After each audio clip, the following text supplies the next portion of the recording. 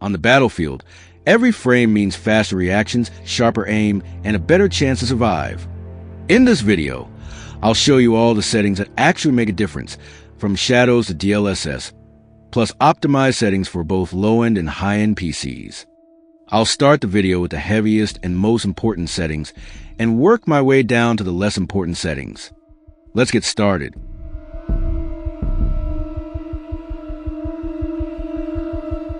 The first important graphic setting is mesh quality. This one determines how far objects like trees are rendered. If you stand at a high place and look at distant scenery, you can see the effect of the setting very well. In low mode, distant scenery is not rendered and is static. If you look at the trees, you will understand what I mean. In medium mode, some of the distant scenery is still static. In high mode, most of the scenery is rendered. After high mode, it is very difficult to distinguish the difference between the modes, especially in gameplay and combat mode. In terms of performance, going from high to ultra and especially overkill, we see a very sharp performance drop, while in image quality, I could not see a special difference. Here, high mode strikes the best balance between performance and image quality. The next one is called sun shadow quality.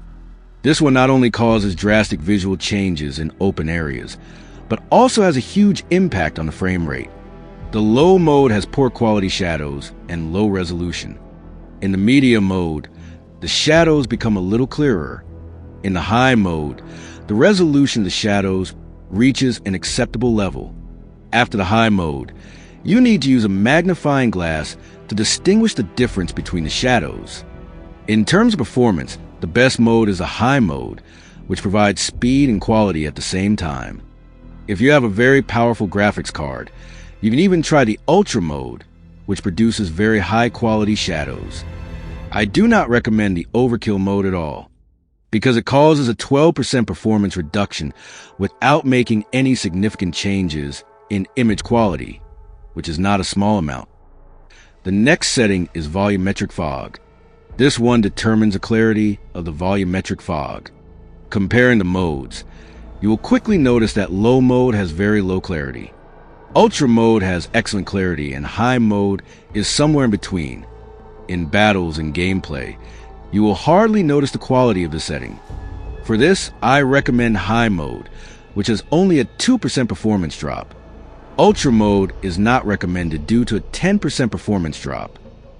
The next setting is reflection quality.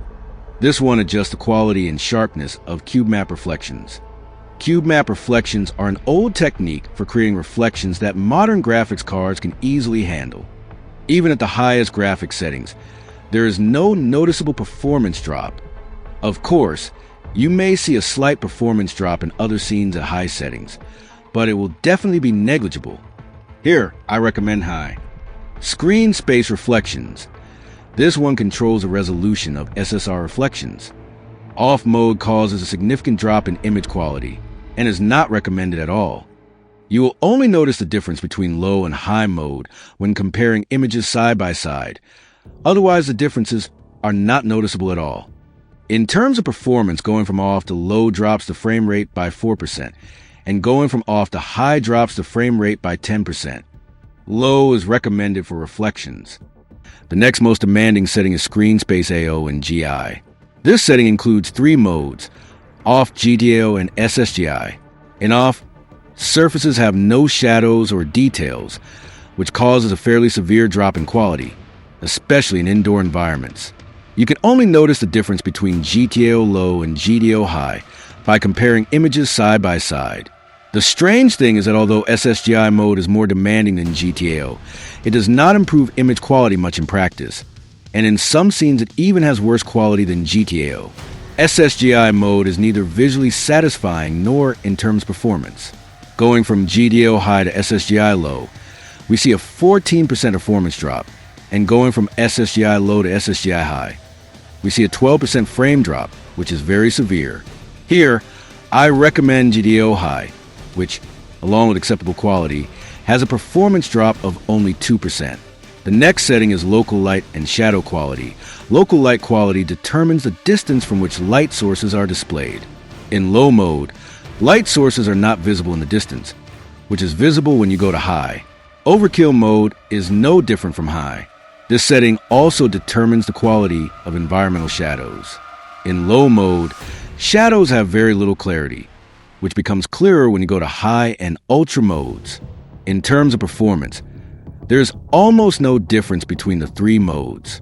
When going from low to high mode, and also from high to overkill mode, we see a 2% performance drop each time, which is negligible. Here I recommend high mode. And here comes the choice of anti-aliasing type. Choosing the type of anti-aliasing in this game is not that difficult. With a few simple comparisons, you will come to the conclusion that DLAA creates the best and smoothest possible image. After that, the best anti-aliasing is XeSS, which can largely eliminate jagged edges. If you have an NVIDIA graphics card, choose DLAA without a doubt, and otherwise XeSS.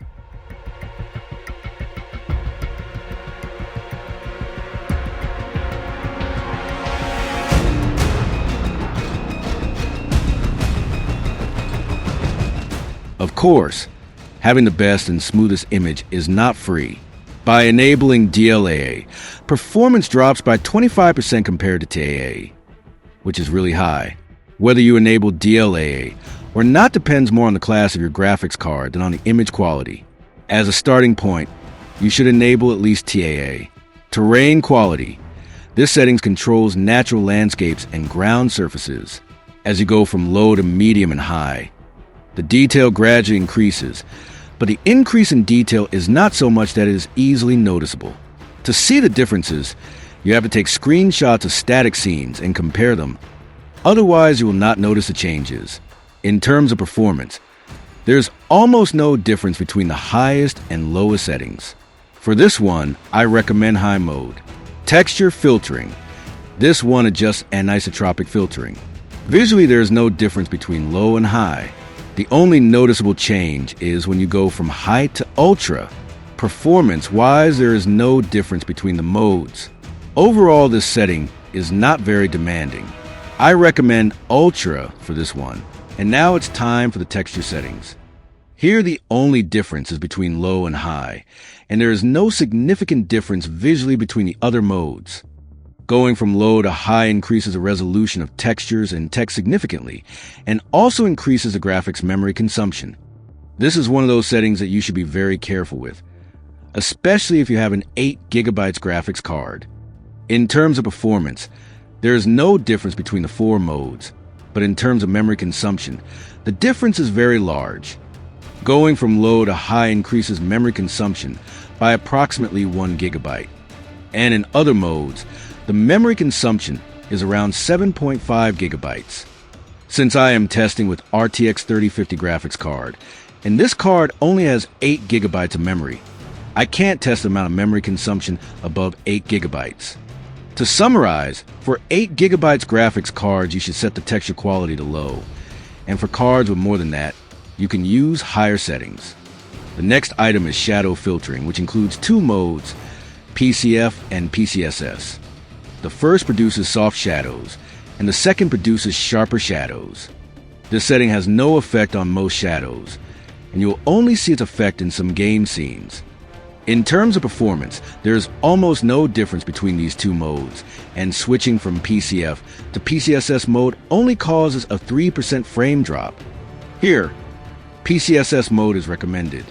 The next item is the high fidelity object amount, which determines the quality of animations and some effects.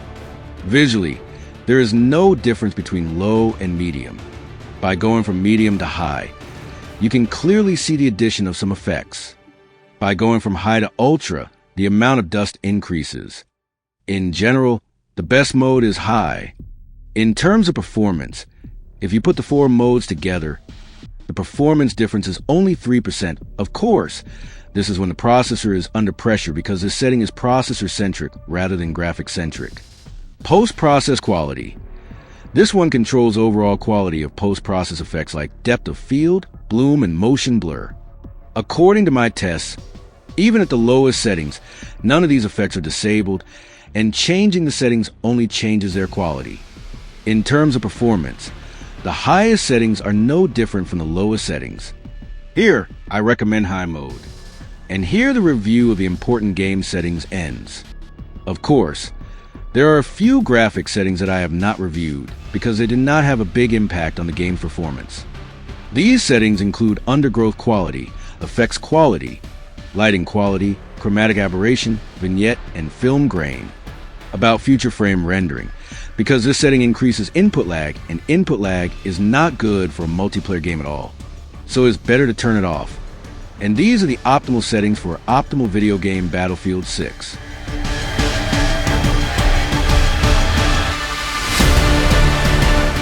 And now let's compare the optimal settings with the overkill settings.